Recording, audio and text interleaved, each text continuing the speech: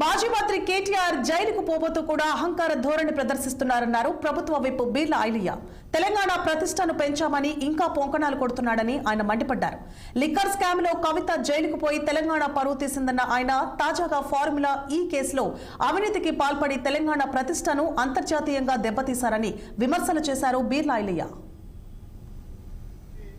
ఈరోజు కేటీఆర్ ఇంకా అహంకారం ధోరణితోటి గౌరవ ముఖ్యమంత్రి రేవంత్ రెడ్డి మీద అనుచిత వ్యాఖ్యలు చేస్తున్నటువంటి కేటీఆర్ కు బుద్ధి జ్ఞానం ఇంకా కూడా లేదు. అధికారం పోయిందనే అక్కస్తోటి లుచ్చ పనులు చేసి మిగతా వాళ్ళను అనవసరంగా గౌరవ ముఖ్యమంత్రి రేవంత్ రెడ్డి మీద నోరు జారే విధంగా మాట్లాడుతున్నాడు.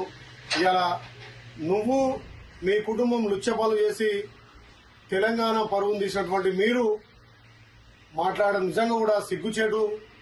ఒక రకంగా మీ చెల్లె తెలంగాణ పరువును తాకట్టు పెట్టి జైలుకి వెళ్లిందే కాక ఇలా ఈ ఫార్ములా కేసులో 55 కోట్లు విదేశీ కంపెనీలు కట్టుబెట్టి ఎలాంటి అనుమతులు లేకుండా లుచ్చా పనులు చేసింది నువ్వు.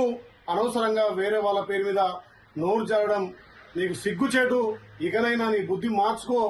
ఒక నీచపు నికృష్ట పనులు చేసి తెలంగాణ పరువును తెలంగాణలో భారతదేశంలో కాదు ప్రపంచ దేశాల్లో కూడా పరువు తీసే విధంగా వ్యవహరించిన నీకు సిగ్గు శరం లేకుండా మాట్లాడుతున్నాం.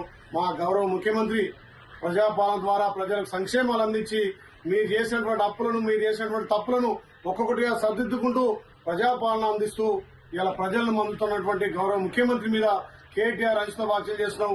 ఖబర్దార్ బిడ్డ, లుచ్చ పనులు చేసింది మీరు ఇలా తెలంగాణ పరువును భారతదేశంలో ప్రపంచ దేశాల్లో ఇలా తెలంగాణ పరువును తీసింది మీరు. కాబట్టి ఇలా తెలంగాణ ప్రజలు మిమ్మల్ని చీకొట్టి ఇంట్లో కూర్చోబెట్టినా జైలు పోతూ ఇలా ఇంకా కూడా ఇలాంటి వ్యాఖ్యలు చేయడం నిజంగా కూడా నీ అవివేకానికి నిదర్శనంగా మళ్ళొక్క సంక్రాంతి పండుగ పేరుతో కోడి పందాలు నిర్వహిస్తారు.